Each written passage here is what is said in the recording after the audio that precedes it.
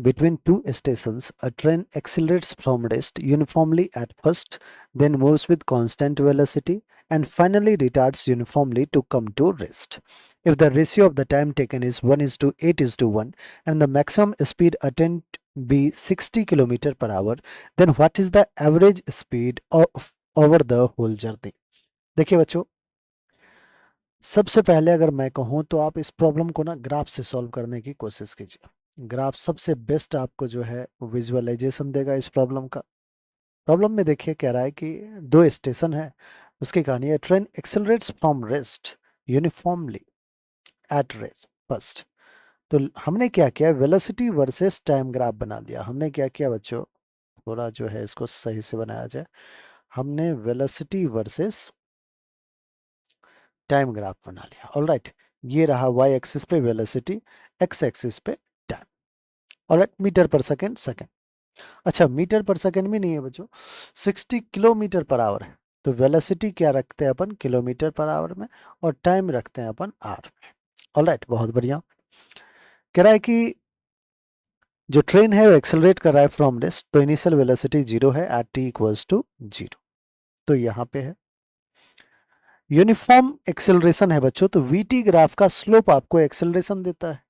तो अगर slope uniform है, इसका मतलब कांस्टेंट स्लोप का एक ऐसे straight line passing through origin ऐसे जाएगा and moves with constant velocity. कुछ टाइम के लिए अगर ये कांस्टेंट वेलोसिटी से मूव कर रहा है, तो कांस्टेंट वेलोसिटी बोले तो स्लोप जीरो, वीटी ग्राफ पे स्लोप जीरो होगा, क्योंकि कांस्टेंट वेलोसिटी में एक्सेलरेशन जीरो होता है और slope of VT graph gives acceleration. तो एक्सेलरेशन जीरो कब होगा, जब आपका जो स्लोप है ये जीरो हो जाए। स्लोप जीरो कब हो जाए, जब आप पैरेलल टू टाइम एक्सिस एक पैरेलल लाइन खींच देते हैं। खींच दिया हमने, आगे फिर and finally retards uniformly to come to rest. Again बच्चों, रेस्ट में ही इसको जब आना है तो रिटार्ड करना है अपने को। रिटार्ड करेंगे फिर से यूनिफॉर्मली, और ये लीजिए फिर से रेस्ट में आ चुका है। तो ये कुछ आपको जर्नी दे रखा है। इसको मैं ओ कह दूं, इस पॉइंट को मैं ए कह दूं, इस पॉइंट को मैं बी कह दूं, और इस पॉइंट को मैं सी कह देता हूं बच्चों।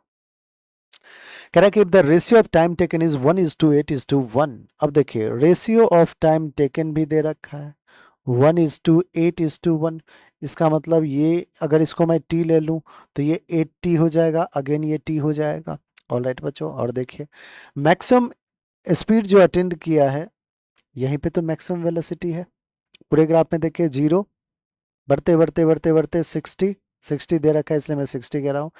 फिर ए से बी तक कांस्टेंट, फिर बी से डिक्रीज होते होते होते होते 0। तो मैक्सिमम यही रहा, ठीक है, 60 किलोमीटर पर आवर। हमसे बच्चों क्या पूछा जा रहा है, what is average speed over the whole journey. आप कहोगे कि सर एवरेज स्पीड पूछा जा रहा है, और एवरेज स्पीड का फॉर्मूला बच्चों आपको पता है। आप कहोगे कि सर फॉर्मूला पढ़ा है, total distance divided by total time taken. Alright, अब ये टोटल डिस्टेंस कैसे फाइंड करें, कहोगे कि सर वीटी ग्राफ का ना एरिया कैलकुलेट करने से डिस्टेंस मिल जाता है। बहुत बढ़िया बच्चों, चलिए एरिया, एरिया में भी 1 2 3, या तो आप दो ट्राइंगल और एक ऐसे रेक्टेंगल ले सकते हैं, या फिर आप कहोगे कि सर इतना क्यों करना, ट्रेपेजियम तो दिख रहा है ओ ए बी सी, ये तो एक ट्रेपेजियम है। ट्रेपेजियम का वन एरिया निकालना आता है 1/2 into sum of parallel side. देखिए बच्चों, पैरेलल साइड कहाँ से कहाँ तक है, ए से बी एक पैरेलल साइड है, एक है ओ से लेके सी तक। ओ से जो सी तक है बच्चों, उसमें देखिए कितना हो जाएगा, यहाँ से यहाँ तक T, then 8t, then t। तो 8t plus 2t that is 10t। तो 1/2 into sum of parallel side that is 10t plus का ए बी कितना होगा, तो आप कहोगे ए बी यहाँ से यहाँ तक है, यहाँ से यहाँ तक का लेंथ 8t है, 8t कर दिया, इनटू डिस्टेंस बिटवीन देम, कहोगे कि इन दोनों के बीच का डिस्टेंस तो 60 है, तो into 60 divided by total time, कहोगे 8t plus T 10t। Alright बच्चों, अब देखिए यहाँ से 2 1 जा 2 30 जा 10t plus 80 18t into 30 divided by 10t। 380 को कैंसिल किया, जीरो ने जीरो को कैंसिल किया, 18 3 जा 54। सो एवरेज स्पीड कितना आ रहा है बच्चों, 54 किलोमीटर पर आवर।